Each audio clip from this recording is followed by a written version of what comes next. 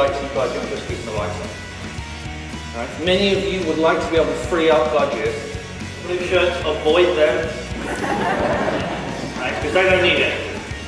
Now, obviously if you don't have enough people, this is a Gartner study. This, if you read through, it's a little bit difficult for the people in the back of the room. Let me give you the Rosetta Stone to what this chart is. On the left-hand side of the chart are the top 10 strategic technology trends for 2010. Gartner comes out with this every year. On the right-hand of the chart is the top 10 strategic technology trends for 2011. Right, so the same thing, 1 year separated. This is the single largest change in this study in 23 years. Single largest change. We're not necessarily talking about the same kinds of things anymore. IT is going through a fundamental sea change. So, in the interests of making sure that you guys know that we are 100% committed to being in the trenches with you to go through this change, if you could mute my mic for a sec.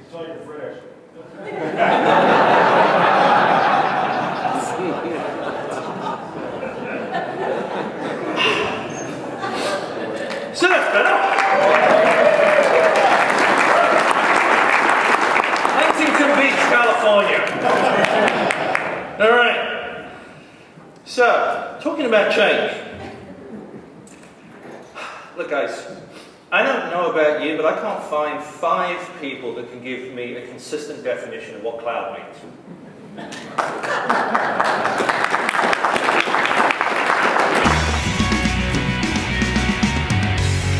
So I think one of the things that is the best thing about an HP is the fact that we have so many customers, we have so much experience, that we can really understand what are the issues that are driving decision making, driving angst, and essentially driving success for mid-market customers across the US, across the Americas, across the world really, because many of the issues that mid-market customers are dealing with every day are very similar no matter where you are. First of all, people are dealing with the problem of most of their IT budget getting eaten up just keeping the lights on.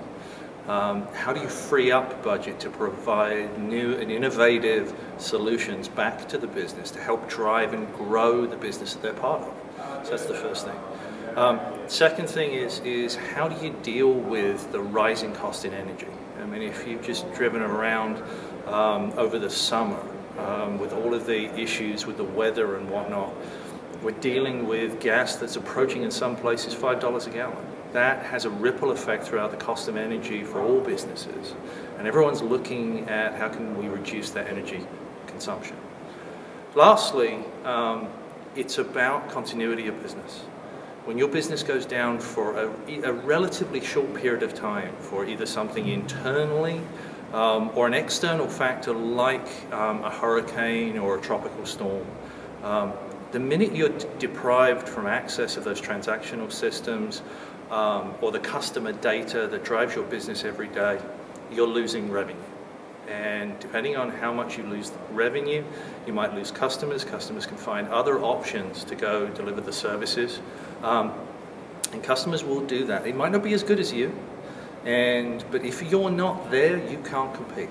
So those three sort of things, understanding how mid-market customers are solving those problems today, translating that into solutions, and then delivering it out to the marketplace through a series of value-added resellers and partners that can help provide the services to go implement those solutions.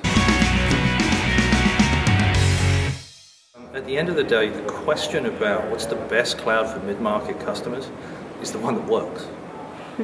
This is a relatively new technology. There are challenges that some of the larger providers of public cloud have had, and I won't necessarily name names, but again, it comes down to this notion of business continuity. One of the primary promises of public cloud is that someone else is managing your infrastructure for you and providing IT value back. If that goes down for any reason, the mid-market customer is more sensitive to that than the large enterprise. So it's the one that works. Now, once you've got working okay, be it a private cloud or a public cloud, now you want management. What's the one that provides the least overhead from a management perspective, can allow you to do repeatable tasks in an easy and less complex way? And then lastly, can it actually be implemented? Are there people out there with experiences so they're not just learning on you? They've done it 39 times before. So the advice is understand what your requirements are. Understand what you really need for your business. Don't necessarily be swayed by sensationalism or some of the infighting that's going on between the vendors right now. Really understand what your requirements are to drive your business and then match those requirements to the capabilities of the solutions that are out there. Now, I'm not going to make any bones about the fact that we believe that HP has some of the best solutions out there that match those requirements. But we're also not completely homogeneous. We work with whatever infrastructure you have. We can provide management on top of other competitive products to our own.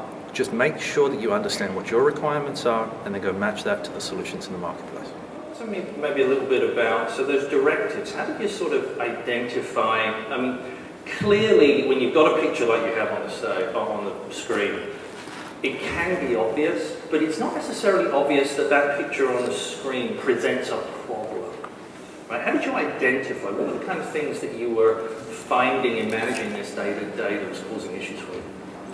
You know, you have to step back and look at the current operation, look at customer satisfaction, look at the support team and what kind of struggles they were going through to manage a very fragmented environment that, frankly, was not well documented and in a lot of different pockets of technology, because so many years of acquiring new companies and different ways of doing things glued together a patchwork of environments that really wasn't manageable.